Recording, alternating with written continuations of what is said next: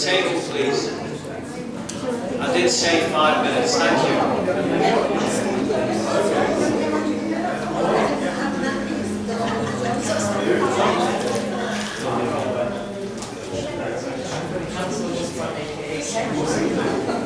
Yeah, I've started it because it started talking about what we're doing now, not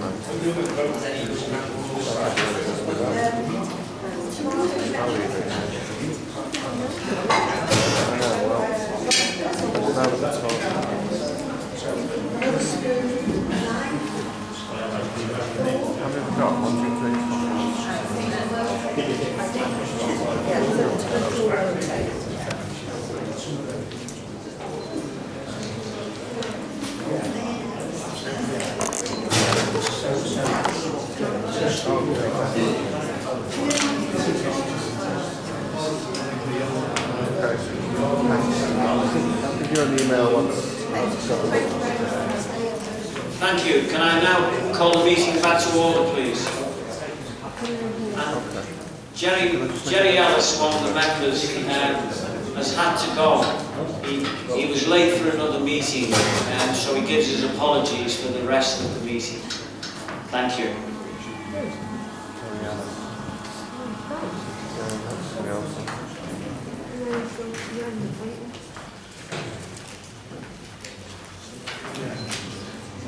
I'd now like to call Steve Atkins, please, who's the parking services manager. And Steve is speaking on behalf of the council. And he's going to make what I hope is quite a brief statement to try and clarify some of the issues which have been raised so far. Steve, thank you. And can I remind you, Steve, about the 5 minutes, please? But I will say I have been very lenient with everybody who's spoken so far tonight. Thanks, Steve. Thank you. Thank you, Chair. Yes, I've made some notes during the course of the meeting. I'd just like to answer some of those and give some factual accuracy with regards to some of the questions that have been raised. Firstly, with regards to the prediction of the 30% reduction. That reduction is in terms of vehicle trips to the country parks, not in terms of visitor numbers.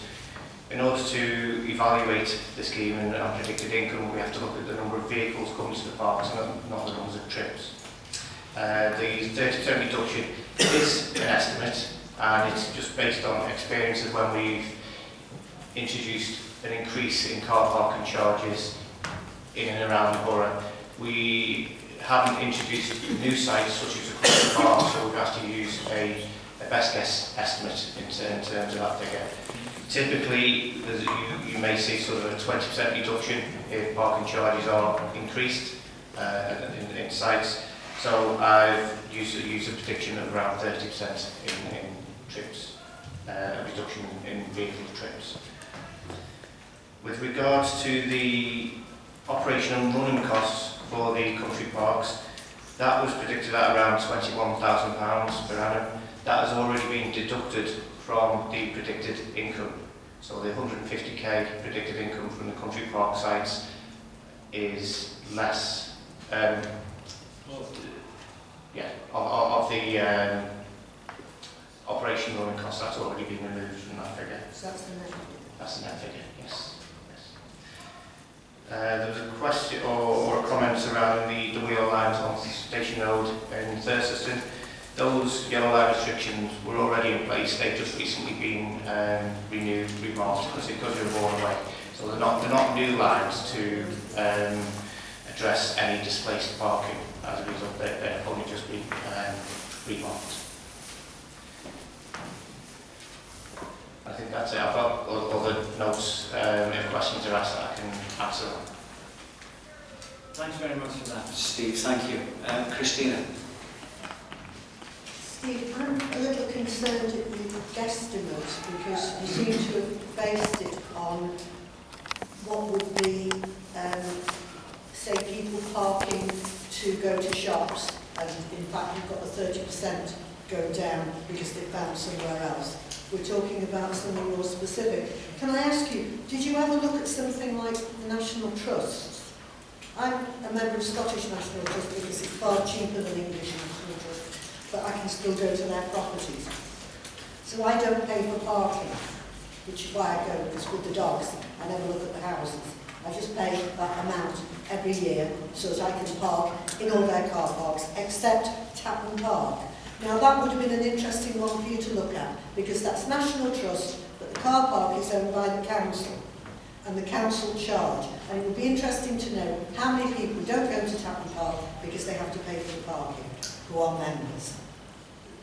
Right? So there are whole piles of ways you could have looked at how this will impact financially, which is a concern that has been raised by a number of people. How it impacts in other ways, I don't want to go into. I want to go into the finances with you and ask you, did any of you look at anything like National Trust or the other areas around the northwest who have had to start charging? I've looked at the charges that are on other car parks. You mentioned Saturn Park there. I think it's £6 to park there all day. So those sorts of charges have been taken into consideration. Doing a sort of detailed model is quite difficult, and a lot of assumptions have to be made in terms of doing this, because there isn't a hard, fast set of rules to do it. So we've used experience to reflect those figures, and I have been quite conservative in the assumptions that have been made, across the board, to come up with that 150k prediction. That is I think and I believe it will be more than that, but I have to come up with a figure to put forward and place on the table at this point in time. I asked Scottish National Trust for figures on how many people visited the ones around Aberdeen, which are the ones I know very well. Had it been effective when car parking was charged for? Because some of them are also in their Scottish National Trust, but they're owned by the local authority, owned by Aberdeenshire, as opposed to Aberdeen Town. And they said there was a continuing increase in the numbers. So I was hoping you would be able to say that you had looked at similar things before you made the assumption of the 30% drop.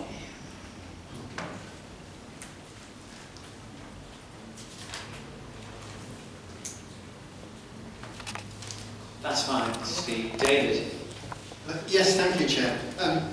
Steve, thanks for mounting the question about Ferguson. The reason I raised that one because the double yellow lines had disappeared over the years, once the instruction was given, or the perception was given that they were going to charge Wirral Country Park, everybody started parking both sides of those roads, which meant even a caravan couldn't get down between the cars parked there. So I'm very grateful for what you did to replace the double yellow lines. The problem is that at the same time, Steve, we had a situation where people were parking in the caravan park and in the road going down towards the Sailing Club. Now, we have no control over that because it isn't council land, it's private property. But the people there complained vociferously to me about the fact that they've already got people parking down there who would normally park at the Wirral Country Park sites because of their perception that they're going to be charged for parking at the Wirral Country Park. So it's not just a question of the double yellow line.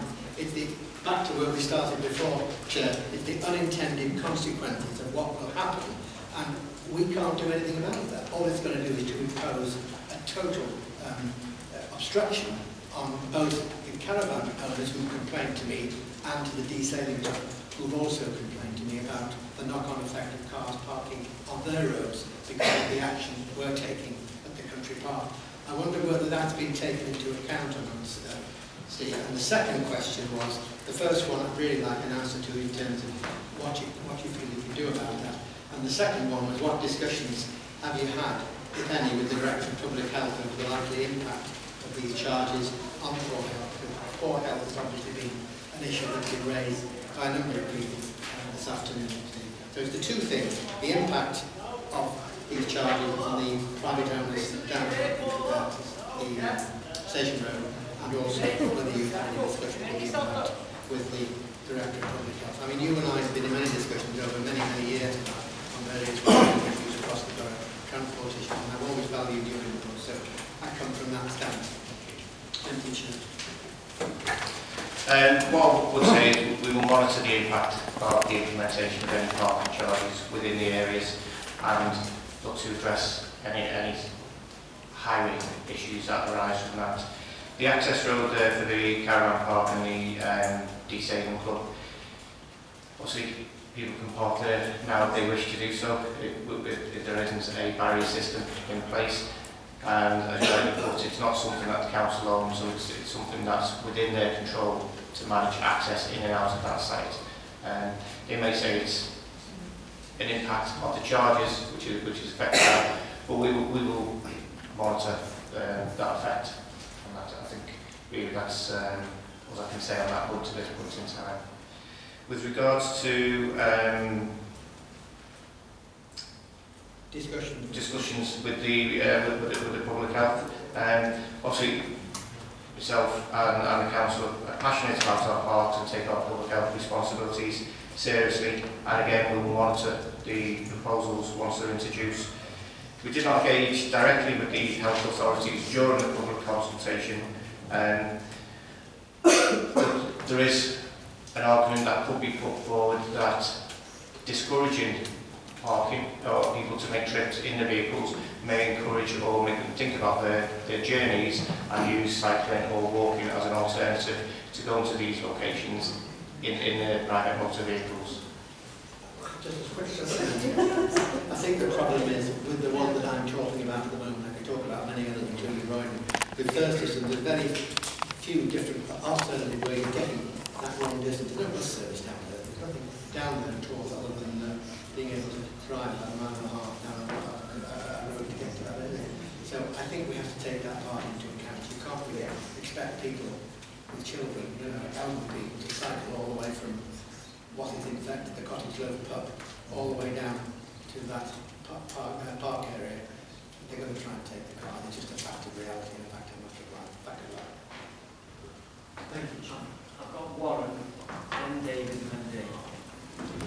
Thank you, Chair. I mean, obviously £50 per annum, that equates to around £1 per week, doesn't it? In the grand scheme of things, that isn't a lot of money. Obviously, as a hit, so for residents to pay £50 as a whole, is quite a lot of money. Can the authority not figure out a way where we can charge residents quarterly to pay this annual fee and do it by direct debit to make it easier for our residents to pay? And also, this £50 per annum is a deal essentially between residents and the country parks. Could we not create a solid marketing plan to sell the deal, but to also publicise the country parks and to work with businesses that way? Because I think that way, that essentially what we're looking at is trying to ease the effect on businesses, working with businesses to develop that marketing plan, also trying to make sure that in terms of the impact on residents financially is minimal because we can charge them quarterly. I think that's probably the best way to do it, rather than having £50 straight away for residents. And we seem to be working and trying to resolve all of the issues and all the impacts in spite of what the government have done, forced us into this position. We've got to make a good deal for residents here, and I think it's important that we look at different outcomes. Yeah, absolutely. The payment mechanisms is something which we will explore should we reach that stage. And yes, we can set up DDs or standing orders for those payments or those periods. It is an annual cost, or proposed annual cost of £50. That's a permit which can be purchased for a household, so it's not vehicle specific, so it can be shared between the household and passed on son, daughter, other members of the family to use. So we're not just making it particular for one vehicle registration on that permit. Through discussions that we will have with the local businesses in the area, we will look to what we can provide in terms of possibly free advertising for those businesses on the permits or the permit paper that we produce and send out. Any advertising that we can maybe do within the car parks, on the signs and backboards. Obviously, we're trying to look at being sympathetic to the areas and keeping signing to a minimum. But if there's opportunities there that we can provide some promotion to those businesses, then we will look to do that. Through the pay and display tickets, again, we can have adverts on the back of those tickets. And again, whether there's we can work with them on whether there's any opportunities for any discounts or anything like that within the businesses. Thank you. Put you down to David and David. Can I just, before I bring you in, David, you said there, I was under the impression that it was £50 per year per car.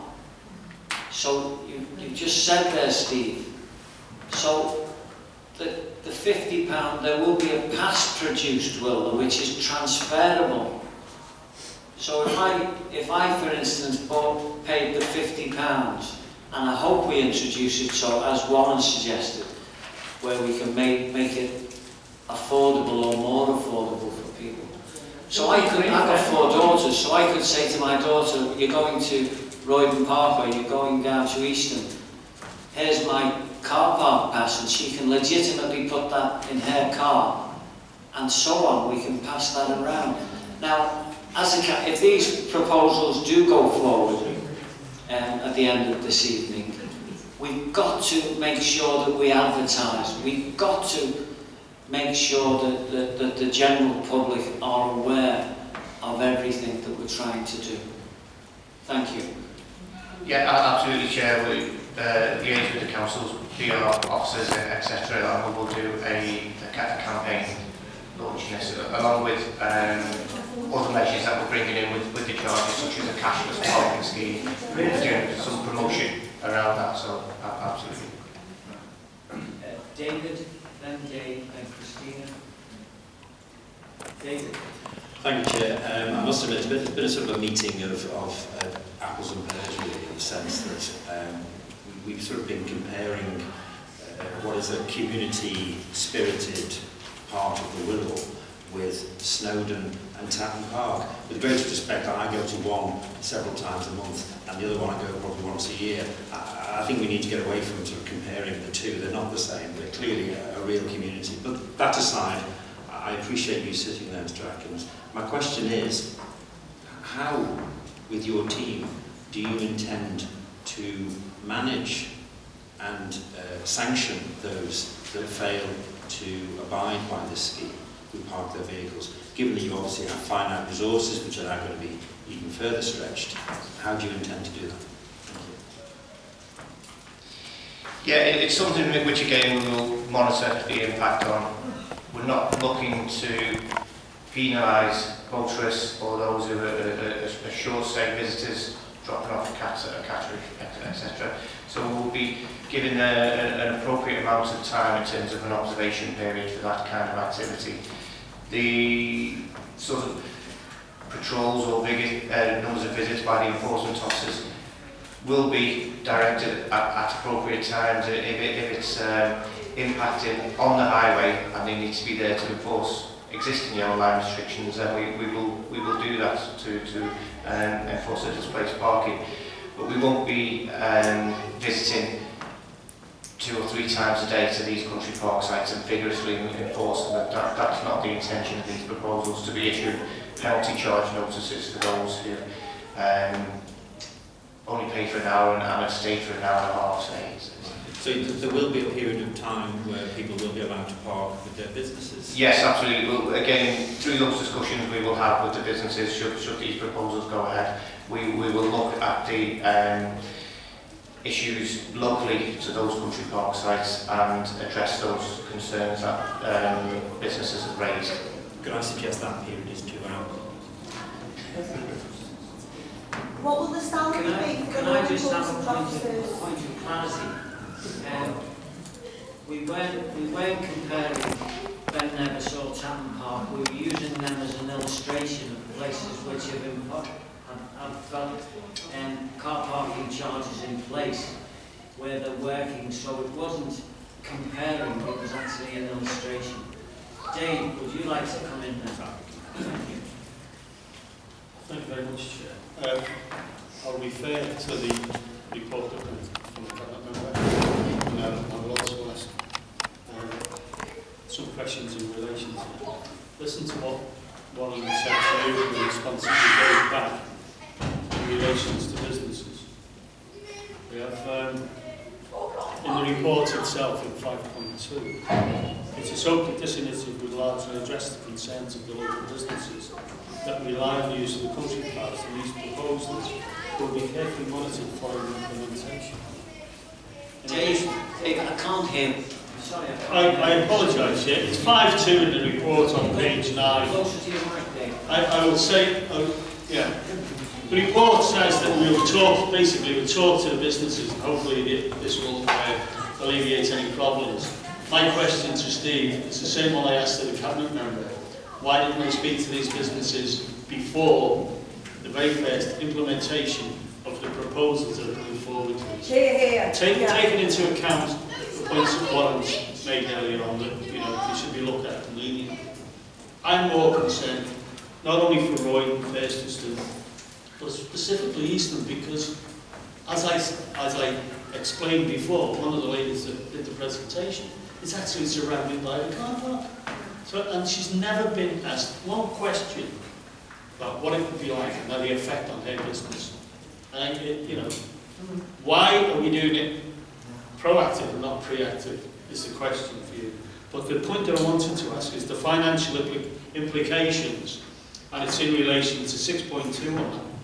These proposals are predicted to bring increased income to the council of £370,000 per annum, which has been included in the council budget already. So if they don't transpire, the budget's failed.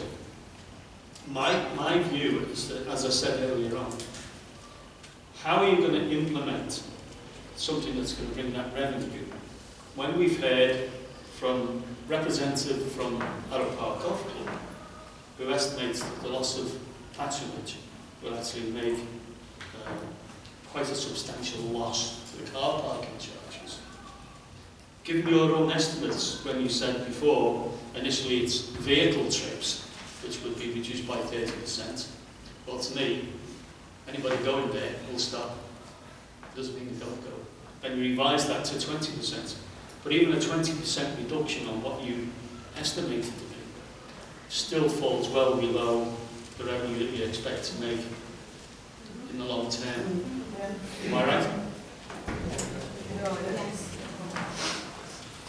I know it was wrong, but the revenue predictions are taking account of the reduction in visitor trips. As I say before, we can't actually say what will happen in terms of visitors to these locations.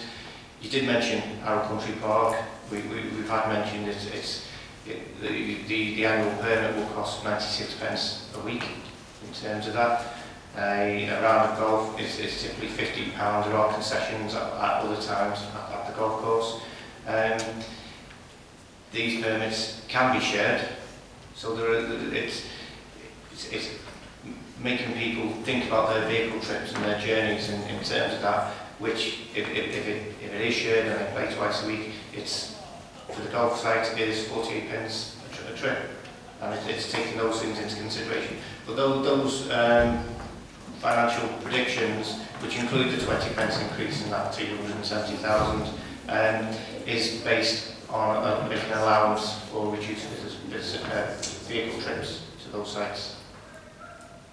Why should someone pay £50 a year to have a drink in the tap? Christina. I'm quite confused now by what you're saying, because I understood it was the household that applied. Therefore, if you had 2 vehicles, you only had to pay £50. Not that you could gap a pass and pass it to whoever you wanted, which seems to me as if you're going to end up losing money and kind of making us a laughing stock. Also, you're not a laughing stock. Well, please.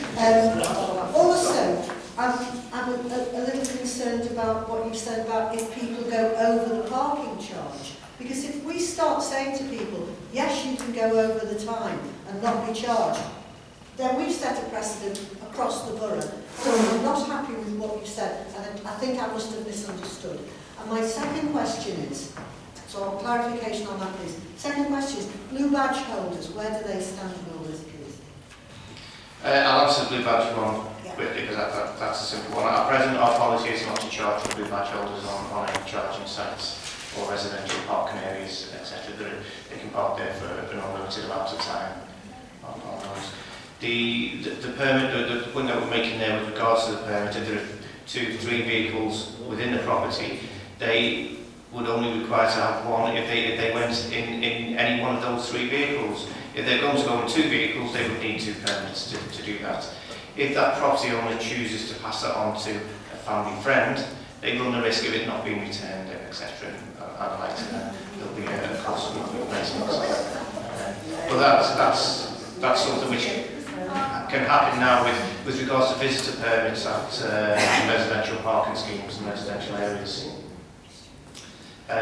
The point I was making with regards to the enforcement is that we will monitor it. We're not looking to straight away issue after the sort of 5 to 10 minutes expiry of the paying display ticket, but it's something that we'll monitor. If it's being abused in terms of the level, we're visiting an area and there's a significant amount of overstay on the permits, then we will need to address that. But if it's the odd vehicle here and there, then we will look at that in terms of the level, or an appropriate level of enforcement that we would apply to these country park sites. Chair, just a point. Hang on. No, just a point. Given the comment that was just been made by Christine, I declared an interest that I am a blue light holder. Yeah, just for a point, before I bring you in, Andy, just for a point of clarity, I have a tunnel tag for the Mersey Tunnel, and I can give that to whoever I wish, not just to a family member, but to anyone I wish. So what you're saying about the £50 annual fee, we can in effect, if this comes into effect, the car parking charges, we are at liberty then to pass it around. Now, unlike Christina, I don't think this will make us a laughing stock. I think it's eminently sensible. And the general public are always saying to councils, not just this one, but councils throughout the country, use a bit of common sense. And what you're saying as well, Steve, about particularly the catering, and I think they should have been talked to, and people should have gone out and seen them, and the tea shop. That somebody from this council should have gone there and had a cup of tea and a piece of cake and talked about these things. I fully agree with everything that they said in that regard to the consultation. But the thing with the pass is, it seems eminently sensible to me what you've just clarified for us, and thank you for clarifying that. Eddie. Thank you, Chair. It's been answered, but I just can't get my head around it. If I pay you £50, I can have 500 people not paying you a penny. Yes. That's the end of it. So I understand. How do you add up at the end of the year my £50 against the possibility of 500 people turning up there? All you're taking off me is £500. And I say this because I take my dog for a walk at 8 o'clock in the morning, my neighbour takes his dog for the 9 o'clock in the morning, his daughter takes it, and this is the way it goes on. For £50, that's all you're getting. And I just can't get my head around where you're coming with your figures. I think you've clarified that, Steve. But yes, what we're saying it's only one car at a time going into that car park. So yes, if you're walking your dog at 8 o'clock in the morning and your neighbour is walking his dog at 9 o'clock in the morning, you can. And what the council have done is base the figures on how many people are going to buy that pass, not how many cars are going to go into the car. Just as a point of clarity, you're looking for. And if I pay you £50, anyone can use it, and the revenue falls down. No, well, we disagree on that. We beg to disagree on that. Gerry. Yeah, thanks. My first input, so thank you. Yeah, I just want to talk about the green agenda here, and I want to know basically what measures are you taking to encourage the people to access these areas through public footpaths?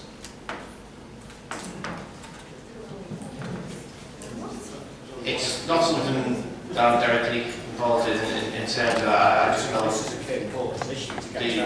my experience from the various sites in terms of Thurston, it has access for cycling and walking along the Wirral way. Obviously it's not, as the council has mentioned, it's not sort of easily accessed other than those methods. Because footpaths going down to Christina, please. We're talking about massive access to these areas. Jerry, Yes. Jerry, let the council officer and you, Christina, please. So they do have access for alternative modes of transport. It may not be as convenient as a motor vehicle, but they do have access, and all of the sites that I can think of, Easton does have cycle routes running through it, cycle parking, etc. So the footway and cycle routes are already, the infrastructure is already in place. But we also want to encourage walking as well.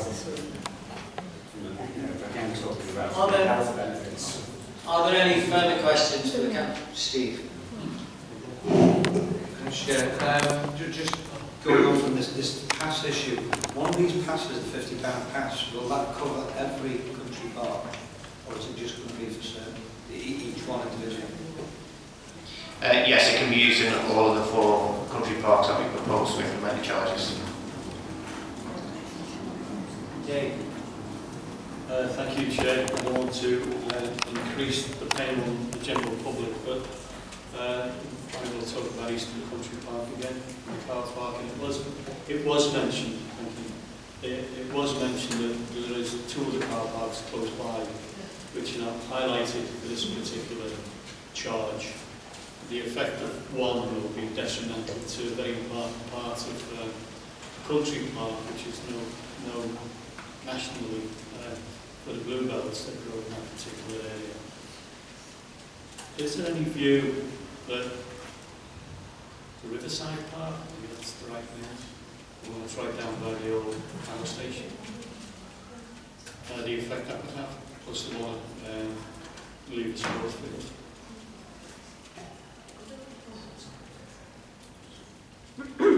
Councillor, when you say a view on the impact from any displaced parking, no, again, all I could say in that is that we will have to monitor those sites should the charges be implemented. I'd like to come back on that, Chair, because my colleagues and I had a meeting this morning about one of the village parks looking for the green flag status. And we believe the effect that vehicular movement away from where they are now traditionally to others will have an absolute detrimental plan to the country park. It really will. I would hate to see any charge brought in, to be honest. I'd hate to see charge brought in that particular area.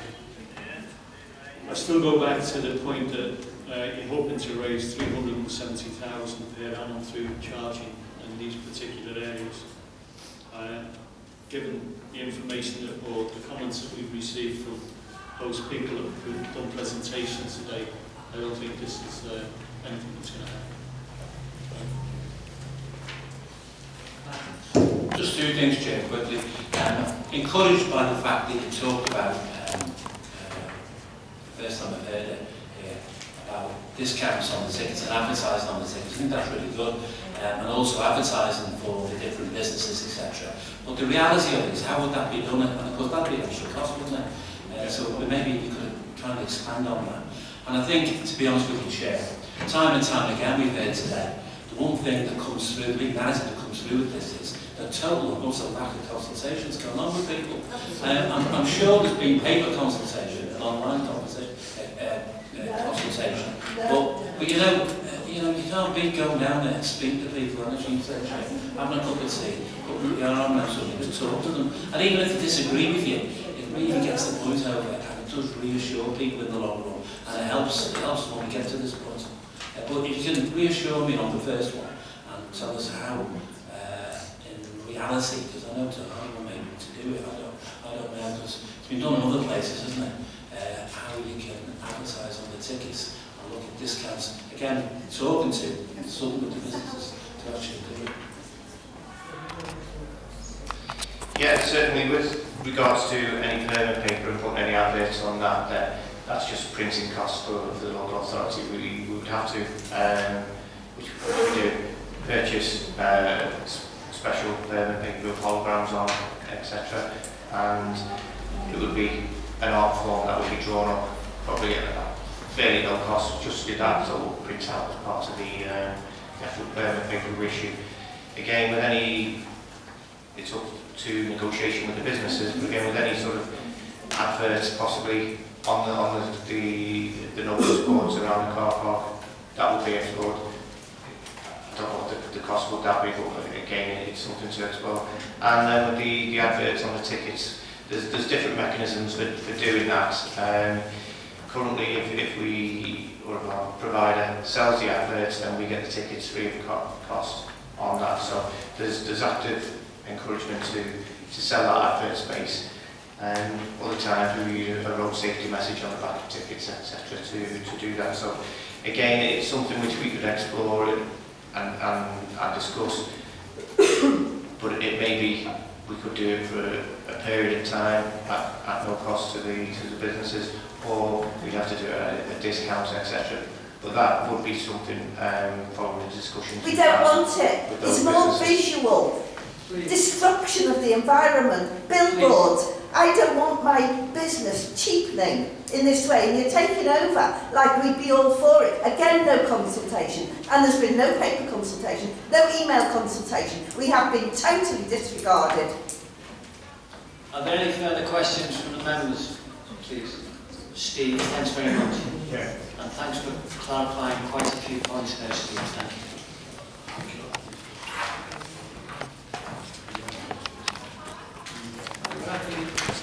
We can't take proceedings now, but I'd like to call Tom Anderson back to give his summation as the lead signature. Thanks, Tom. And if you can try and keep it within 5 minutes.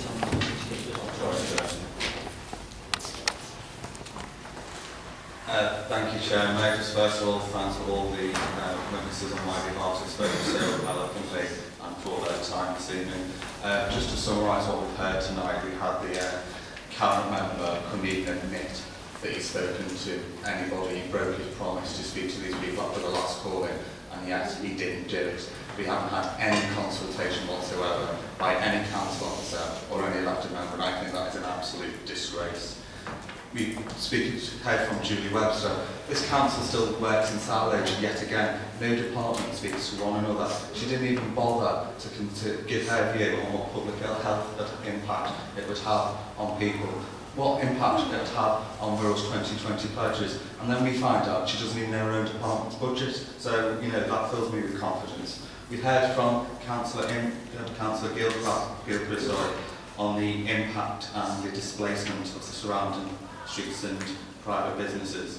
Andy Wood articulated very well the self-defeating policy this is on it actually costs the council money on lost revenue from golf fees on their own figures. I mean, that to me is just absolutely ludicrous. Jane Smith articulated very well the impact on social isolation about those elderly members who have retired. You know, what is the cost of that to the council?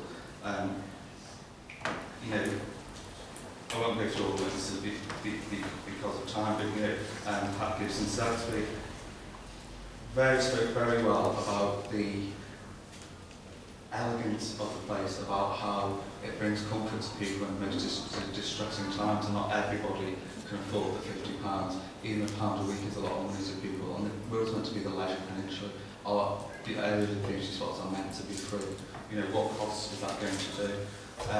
Karen James said about the impact on the businesses itself. You know, raises the issue of displacement again, and said she hasn't been consulted whatsoever. Steve Atkins has just said 30% is our best guess, but it is only a guess, and that was based on on-street car parking charges. There's been no assessment whatsoever of what this will have on country parks and the business numbers there, and the impact that will have. You know, could it be a lot worse? We don't know. But typical of this council, as the officers have both outlined, Julie Webster and Steve Atkins, what do we do? We're not going to do any assessments or feasibilities before, we'll just do it and then we'll see what happens afterwards. How much is that going to cost? Absolutely ridiculous. Chair, the leader, you're right there.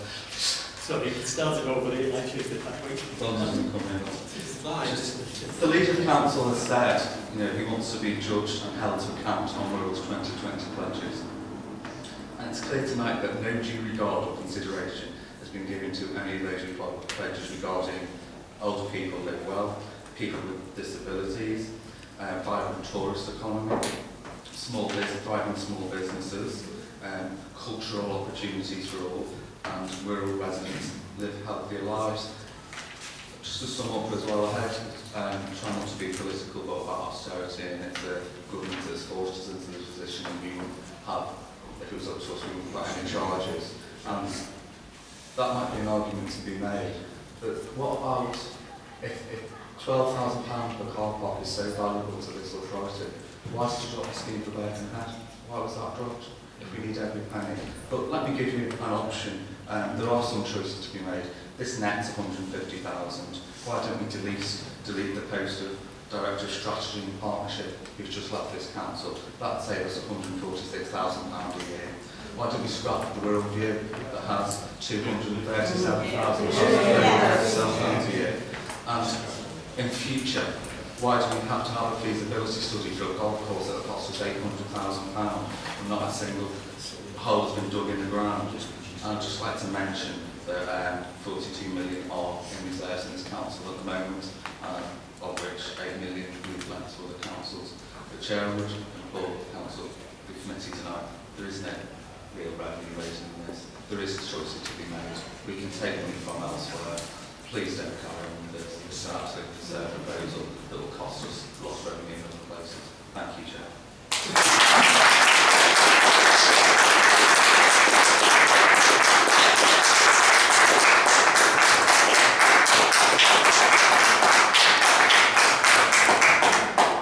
Thanks, excuse me. Thanks, Tom, and thanks for keeping me within the 5 minutes. Thank you. I'd now like to call a cabinet member for the who made the decision, Councillor Stuart Whittingham. Thank you. If you can keep within the 5 minutes, I'd appreciate it, Stuart. Thank you. Thanks, Chair, and I too would like to thank everyone who's contributed to this evening's meeting. Just as a mass record, I too am passionate about the area. I've spent time in the Dole. I care, passionate about the parks and the area with the Wirral. I've spent time in the Dole. I've brought up the council estate. So most of us, some of us have come up from very humble beginnings, and I will consider myself wealthy by any means. Okay. I do believe that there are many tourist attractions in the UK that are completely free to attend. People expect to pay something when they visit a leisure attraction and free car parks are incredibly rare. We are very proud of our country parks. We want to protect them, and we want as many people as possible to be able to visit them. Let's not forget why we took this decision in the first place. There are more green flags in Wirral than there were else in the North West. People travel miles to visit our borough, and our flagship country parks are a major reason why. Our budget to maintain these parks, to keep them up as fantastic as they do today, has been continually eroded through seemingly and never-ending cuts from rights or due to austerity. If we are going to continue funding parks maintenance, while at the same time coping with hugely increased demand for social care, health and other services, and deliver the budget savings that the government demanded of us, then we need to raise our income. It's difficult to contemplate, and it's not something we would ever dream doing in the world, but it's a fact. We are keen to provide businesses within the parks with all the support we possibly can in the coming weeks and months. We have already drastically reduced the initial proposal following feedback from residents and businesses. What I will say, Chair, is that we didn't seek to increase the income in parks. If we didn't seek to increase income in our parks, if we didn't look to upset the